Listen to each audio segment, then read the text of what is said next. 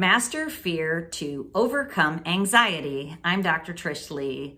In this video, we are going to talk about how you in fact can master fear. But first we're going to break down what fear is.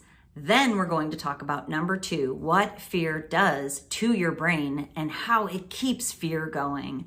Third, we're going to talk about your brain tip strategy for the day. And actually I have a few of them. So stay tuned to the end of this video because I have some really practical advice on how you can overcome fear, decrease anxiety, and rock out your best life at your full potential. All right, let's dig in.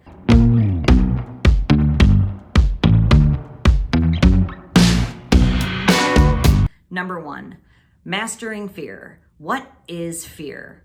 Well, first of all, what I want to tell you is fear is most times self-contrived. And I'm actually going to read you the definition of fear from the almighty Google. Are you ready for it? Fear is an unpleasant emotion caused by the belief that someone or something is dangerous. It's likely to cause pain or a threat. So it is perceived danger. It is perceived upcoming pain. It is a perceived threat. So the reason that I say most times fear is self-contrived is because I would love for you to think about what your biggest fears are. And then in the brain tip strategy, we're going to reject them, most of them. But I want you to figure out which ones are real and which ones are coming from within. So if you're in an abusive relationship and you're actually in physical danger, then that's a real fear. And the goal isn't to, allow yourself to dissipate the fear. You're in an actual fearful situation, and clearly you need to get out of it to escape the threat, the pain, and the imminent danger that is real.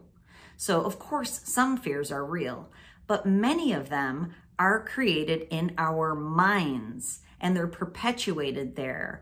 So the fear of abandonment, the fear of worthlessness, the fear of being undesirable, the fear of not fitting in, the fear of missing out, FOMO, right? That's a big one. We know that from social media. People get the fear of not being enough or not being included. So those fears can be rejected because they are in your mind. So what happens is, when you anchor into that perception, it is real to you. And then the fear becomes real. But in reality, that fear is keeping you down. It is nailing you to the floor and it's not allowing you to thrive. Fear creates survival mode in the brain. So being able to discern that these fears are coming from within, that's step number 1. Fear feeds on the darkness. And so if you try to master darkness with darkness, you get more darkness. So the goal is to shed light on the darkness of fear. And that's what we're going to talk about in just a minute. Okay, so what's going on in your brain when you feel these fears, especially, these fears that are coming from within? And many of those fears, the seeds were planted when you were young. So this is not a blame game. This isn't like you shouldn't be fearful. This is that I know those fears feel real and I know the anxiety associated with them feels real, but those were seeds that were planted, maybe not even by you, or maybe they were watered by you, or over time they've grown. That's what I'm talking about, is that recognizing that they're weeds and those weeds can be pulled. So what happens in your brain is your brain is making excessive high beta, that very fast brain speed that makes you feel anxious, that makes you fear, that makes you feel like there's a threat, that there's danger, makes you want to run and hide and escape into internet addictions or into the screen to feel better. But that fear's coming from that fast brain speed that might have been kind of percolating over time from your young years. Some of those fears really do come from the past, trauma, dysfunction. But if you shine a light on them, a little flashlight right now, you might be able to see that you can, in fact, dissipate them. And when you do, high beta goes down. And when high beta decreases, your brain now is in medium speed, calm focus. Now, what I need to tell you is when your brain is in fear mode, survival mode, it is problem-seeking mode. It sees the problems. It's really difficult for it to see the solutions. It's essential to calm your brain down Come out of survive mode, get into thrive mode so you can see the solutions. If you're stuck in high beta, you're stuck in problem-seeking mode. That's why we need to shine the light on this stuff and go, these things don't own me anymore. The power of fear is that it makes you believe that it has power over you. It makes you think it can keep you down. It can't if you don't allow it to. You always have the power to overcome true fears, and especially these false fears.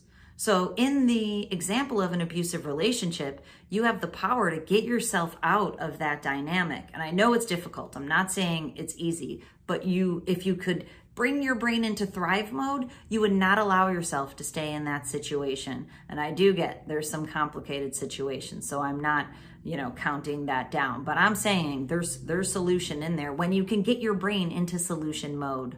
Okay, so let's get to some solutions. Number 3, your brain tip strategy for the day. First of all, reject the fear. So here's what I would like you to do if you're into it. Get your journal out, write down the things that you're afraid of. And you might not even be able to feel what is at the root of your anxiety and your fear, but just write down the things that you think of. The fear of not having enough money, the fear of not keeping up with the Joneses, the fear of never finding a partner, the fear of dying alone, the fear of not measuring up, the fear of not being good at work. There's lots of things in there. Write them all down and get them out, because we're going to purify them in a minute and we're going to reject them. So, okay, got the fears out. Now take your biggest fear and trail it all the way down to the worst case scenario, to your rock bottom. And I did this recently. Someone I care about is in a difficult situation in their relationship. Honestly, lots of people I care about are in that situation, but I'm thinking of this person in particular. And so I was on the phone and I was talking to her, and she's having relationship difficulties. And I'm like, okay, perhaps may I offer you a suggestion? Perhaps you can take this thing all the way down to the worst case scenario. What's the worst case scenario? You don't end up together. You have to sell your house. You have to move into an apartment. You have to find a new relationship. That's all scary stuff. Don't get me wrong. There's a lot of perceived threat and danger there. But at the end of the day, the total worst case scenario is absolutely something that you can live with. And I pointed out to her, actually, if you do that, and if you do the work of increasing your emotional maturity, you'll find a new relationship. You'll attract a healthier partner. And not only are you going to be fine, you're going to be awesome. That's what happens when you don't have the fear, when you can stay in peace, when you can love yourself, even if your relationship is struggling, when you can internally validate yourself and say, I'm okay, I got this. And not only do I got this, I'm going to rock this out, and I'm going to use this opportunity for good. And that's what I try to do, is I try to framework shift things and say, you know what? I can handle this. And if I do it right, if I can show up with emotional intelligence, I can also use this an opportunity to level up in my life and make my life better. I reject the fear. And I'll sit with that fear and feel it. You got to feel the feels. You got to go, what does this feel like? So this is your second suggestion in the brain tip strategies, is we call it a 3-legged stool technique. And usually my husband whips this one out on me when I'm squirrely. He'll be like, okay, that's not really real. That's not really true. So the way you use this technique is there's 3 legs on a stool. And if all 3 legs don't stand, then the stool can't stand.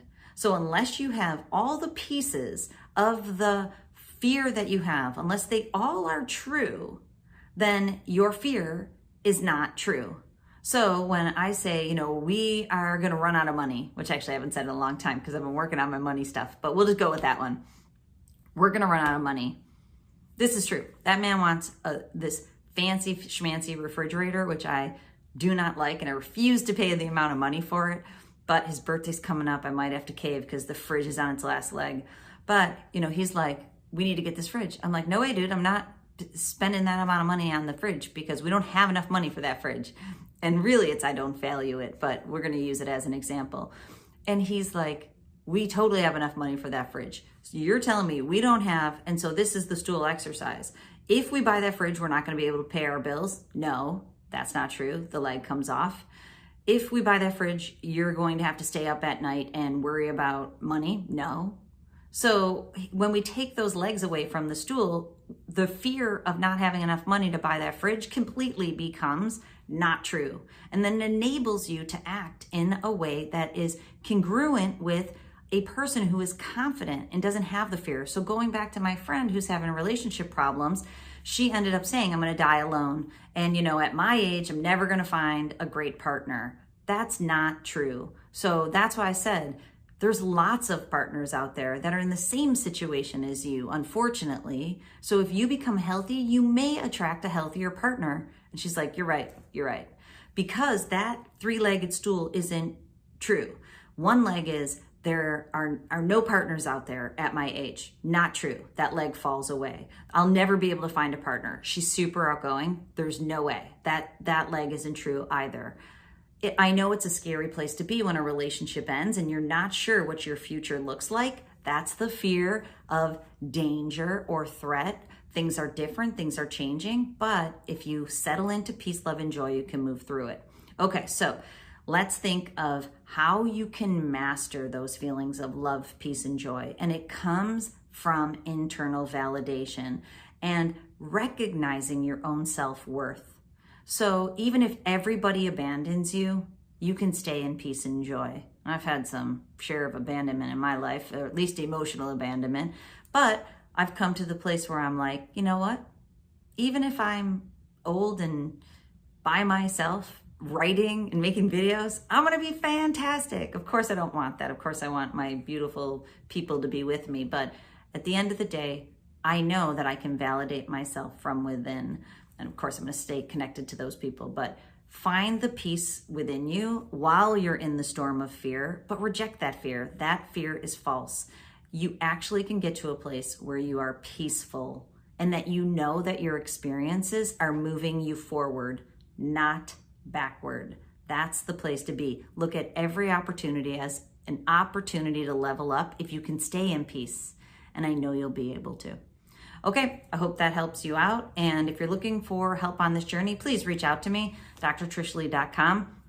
I have digital programs in different shapes and sizes, and I offer home neurofeedback coaching using the Muse headband. The Muse headband provides Biofeedback Plus, which it uses a mind meditation, which is neurofeedback brain training. And I help many, many people using that headband to regulate their brains out of high beta into that medium speed so they can get into problem solving mode, get out of problem seeking mode, get out of survival mode, and thrive. So go on over to my website and check it out if you're looking for help. And as always, control your brain or it'll control you.